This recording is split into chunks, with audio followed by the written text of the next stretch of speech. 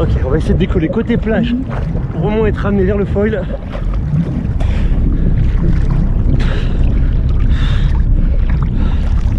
Je suis en train de m'épuiser là.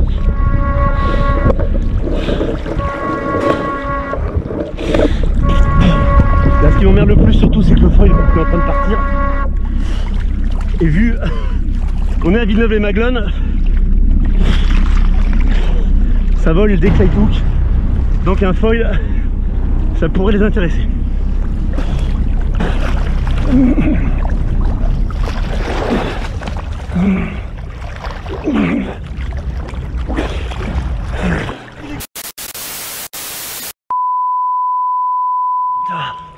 Ah, je vais devoir nager là.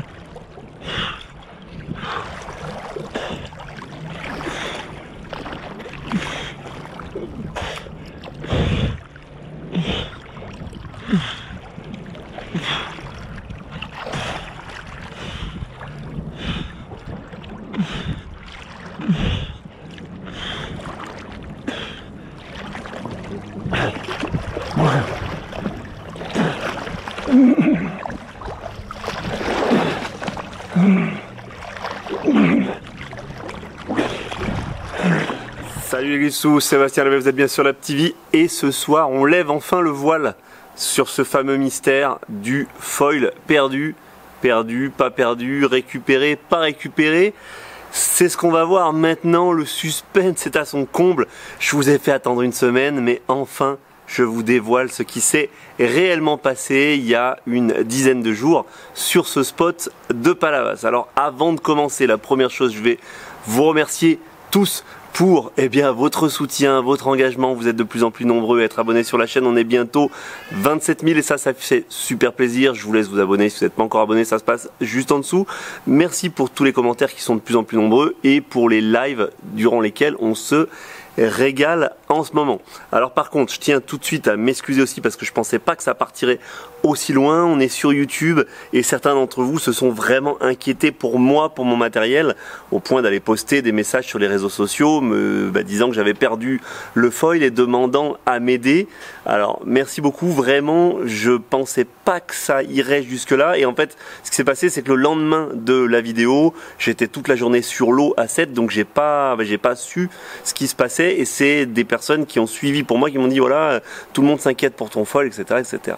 Alors voilà ce qui s'est réellement passé.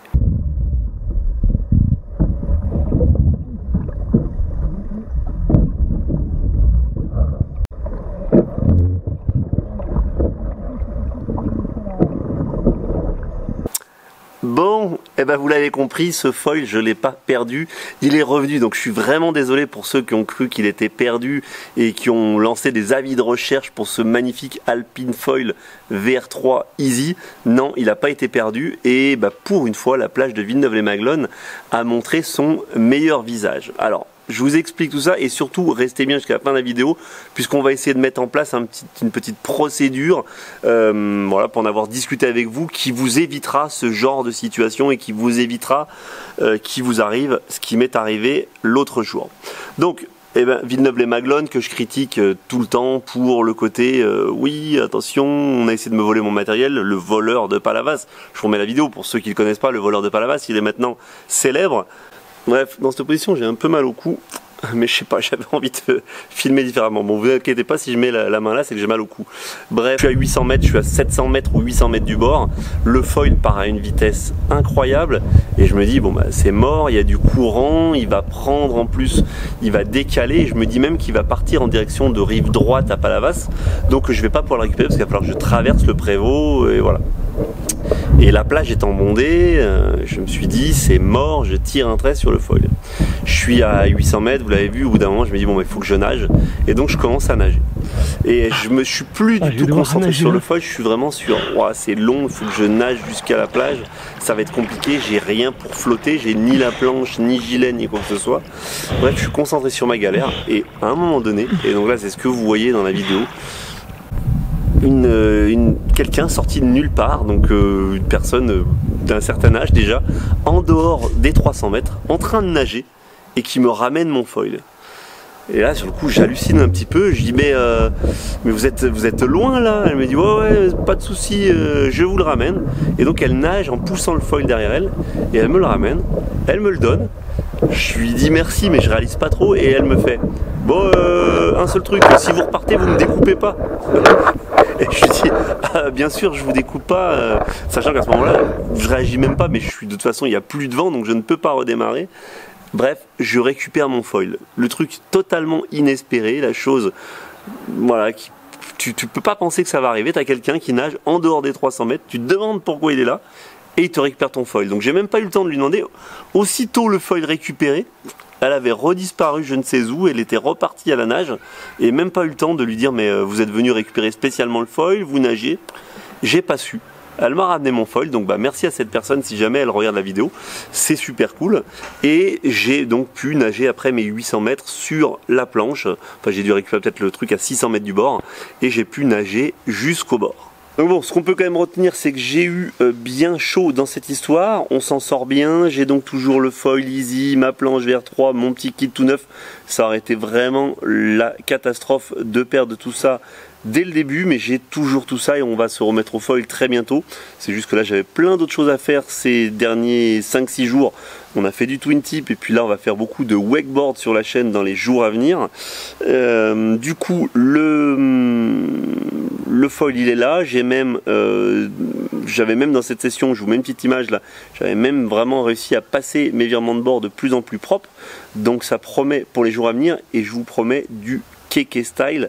Même en foil, accrochez-vous, 3 manœuvres de kéké style que j'ai bossé, que j'ai intellectualisé pour pouvoir les réussir, les passer et pour pouvoir frimer un maximum devant les bolettes de Villeneuve-lès-Maguelone. Donc tenez-vous prêts, c'est pour bientôt.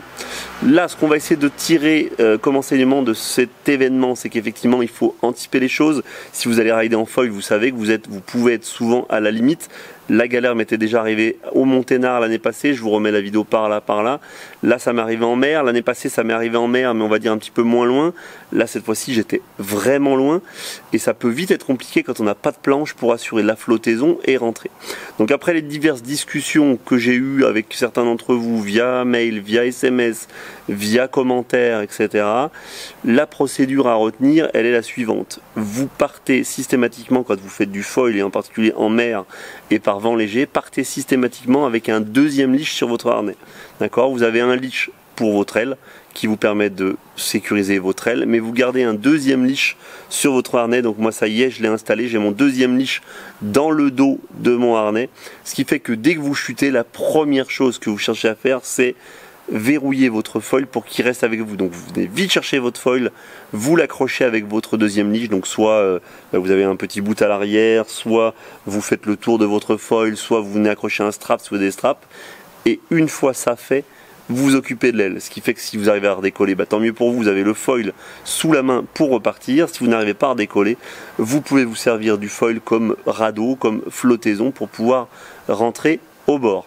Le deuxième petit dispositif qu'on va avoir presque systématiquement quand on va aller faire du foil, mettre le gilet de flottaison. Je sais que ça peut paraître gênant, je sais que ça prend de l'espace, moi j'en ai pas pour l'instant, je vais essayer de m'en fournir un et de le mettre pour le foil, mais c'est vrai que ça peut quand même aider, en particulier si on n'est pas au top physiquement. Et puis la troisième chose possible, là c'est bon en fonction, c'est ou comme je disais la montre SNSM ou le téléphone portable dans une pochette étanche pour essayer d'appeler quelqu'un, même si bon là cette solution là à mon avis elle sera d'aucune utilité si vous n'avez pas eu le temps d'attacher le foil et qu'il s'est barré.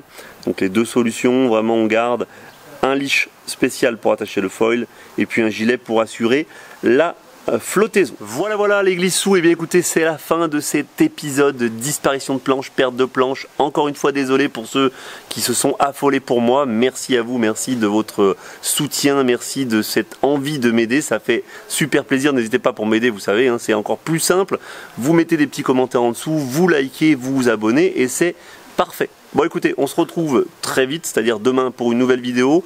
On va entrer dans une phase wakeboard câble, on va faire quelques vidéos Ride With Me wakeboard câble pour pouvoir progresser en kitesurf bien sûr, et puis pour pouvoir aussi profiter d'une glisse différente. Moi je vous dis donc à très bientôt pour la prochaine vidéo. N'oubliez pas, d'ici là, life is a beach, alors on se prend pas la tête et on en profite. Ciao, bye bye.